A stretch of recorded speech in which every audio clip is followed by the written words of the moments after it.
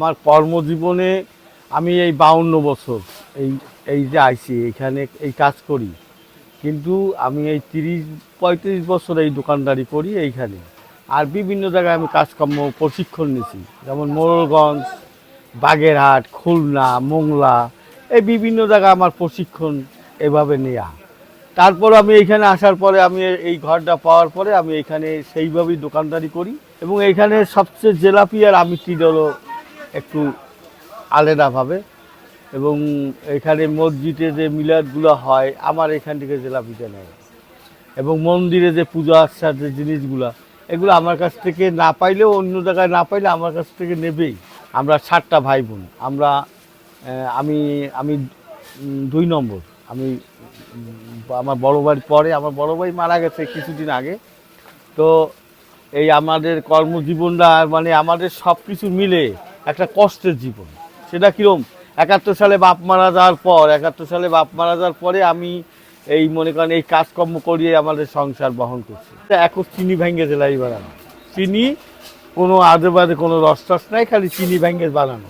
আর দ্বিতীয় হচ্ছে যে এখানে চাউলের গুঁড়া দেওয়া আছে এই মানে খামির মধ্যে, আর ময়দা, চাউলের গুঁড়া আর সাদা তেল, তাও তো আপনি দেখতেছেন সাদা তেল, এবং কড়া করে ভাজা। এটা কিন্তু রং করা না, এটা খামিটা কিন্তু সাদা, তেল সাদা, এই আপনার রস সাদা, কিন্তু এটাতে লাল হচ্ছে কেন? এটা তো ভাজার পরে নির্ভরশীল, মানে ভাজতে লাল করি যাতে মানুষ খাইয়ে একটা স্বাদ পায়, এই জন্য আর কি।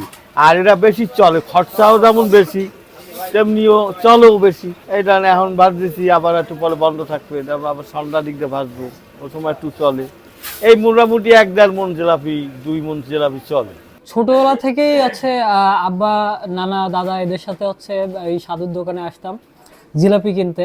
আমাদের বাসায় যখন মিলাদ হইতো বা আমাদের এলাকায় অনেকেই এখান থেকে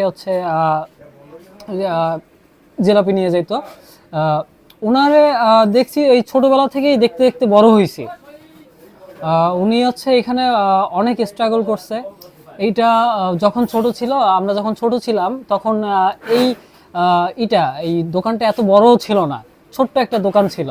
এই ছোট্ট দোকান থেকে আস্তে আস্তে মোটামুটি এখন একটা ভালো পর্যায়ে গেছে। হ্যাঁ, আমি এই দোকান থেকে নিয়মিত জিলাপি খাই। ঠিক আছে, দোকানের জিলাপি সুস্বাদু, খুব ভালো। তার জন্য আমি আজকে মিলাদ, আজকে 20 কেজি জিলাপি আমি নিতে আসছি। আমার নাম অসীম কুমার ঘর। আমি ওপারে বাড়ি, মালিকের বাড়ি ওপার মোংলাবাসী ইউনিয়ন, মালিকের বাড়ি হচ্ছে বনগ্রাম ইউনিয়ন পাশাপাশি। এখানে প্রতিদিনই প্রচুর জিলাপি চলে, সবাই এই জিলাপির দিন নিয়ে আসে। সবাই বলে জিলাপি বিখ্যাত পিরিজপুরের, এই সাধুর দোকানের জিলাপি কি আছে উপর আল্লাহ জানে। সবাই এই দিন নিয়ে আসে, খাইয়েও সবাই খুব ভালো পায়। সুখ আনে আর অলসতায় আনে মানুষের দুঃখ, এটা আমি একটা জিনিস জানি। এবং আমি দীর্ঘদিন ধরে মাছ মাংস আমি ত্যাগ করছি। আমি দীর্ঘদিন ধরে মাছ মাংস খাই না। আমার বাড়িতে একটা নামযজ্ঞ হয়, যে নামযজ্ঞটা আমার এই বাবার উদ্দেশ্যেই হয়। আর এভাবে আইসি অনেক কষ্ট করি, অনেক কষ্টের বিনিময়ে, কেউ কাছ থেকে কেউ দয়ায় না, শ্রমের বিনিময়ে আইসি। আর দোকানে প্রচণ্ড ভিড়। ওনার এই জিলাপির মধ্যে হয়তো কোনো ইউনিক কোনো জিনিস উনি সংমিশ্রণ করে, অথবা ওনার মধ্যে জাদু আছে, যেই জাদুর টানে মানুষ এখানে মৌমাছির মতো ছুটে আসে। অর্থাৎ আপনি দেখবেন রমজান মাসে 30 রমজানই উনি হয়তো প্রচুর জিলাপি বিক্রি করে, এবং এখানে 2 হাটবার দিন এবং শুক্রবার দিন এখানে দাঁড়ানোর জায়গা পাবেন না। এবং প্রতিদিন তো উনি সকাল থেকে রাত্র 8টা পর্যন্ত ননস্টপ বিক্রি করে। আস্তে আস্তে এই জিনিসটা যখন চালু হয়েছে, এরপরে আস্তে আস্তে 2-4 জন লোক নিয়ে আমি এখন এই ব্যবসাটা চালাই। বিভিন্ন সময় বিভিন্ন ব্যবসায়ও বিভিন্ন সময় তো চাপ থাকেই, বেচা কিনা কোন দিন কম কোন দিন বেশি, এটা তো সব সময় সবার বেলায়। আর মানে কম আছে বিদায় অনেক সময় ঘাটতির সময় আমি এই শ্রম দিই, অনেক শ্রম দিতে হয় আমার। এই শ্রমের বিনিময়ে আমি এখন পর্যন্ত টিকে আছি, কেউ দয়ার পরে থাকতে হয় না আমার।